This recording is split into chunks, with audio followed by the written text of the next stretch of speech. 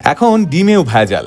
বাজারে বেরিয়েছে কৃত্রিম এবং রাসায়নিক পদার্থ দিয়ে তৈরি ডিম। কৃত্রিম এই ডিম তৈরি হয় ক্যালসিয়াম কার্বনেট, স্টার্চ, রেজিন ও জিলোটিন দিয়ে, এবং এতে থাকে ফুড কালার।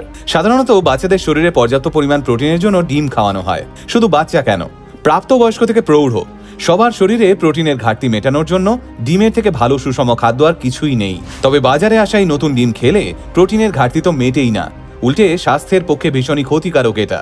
কারণ যে সমস্ত ইনগ্রেডিয়েন্টসগুলো এই ডিমে থাকে সেগুলো বাচ্চাদের ডিএনএর জন্য ক্ষতিকারক। শুধু তাই নয়, এই ডিমগুলো খেলে শরীরে নানান রকম বিষক্রিয়া দেখা যায়। এতে লিভার এবং কিডনি ক্ষতিগ্রস্ত হয়। এছাড়াও নকল ডিম খেলে শরীরের মধ্যে বেশ কিছু অসঙ্গতি দেখা যায়, যেমন বমি বমি ভাব, পেটে ব্যথা, ডায়রিয়া, কোষ্ঠকাঠিন্য। কারণ এই কৃত্রিম ডিম খেলে হজমের সমস্যা হয়। তাছাড়া শরীরে নানান অ্যালার্জিও দেখা দিতে পারে। কখনো ভেবে দেখেছেন, ডিম যা ভীষণই সহজলভ্য একটা খাবার, আর সেই খাবারই যদি শরীরে রোগ ছড়ায় তাহলে তা কতটা সাংঘাতিক।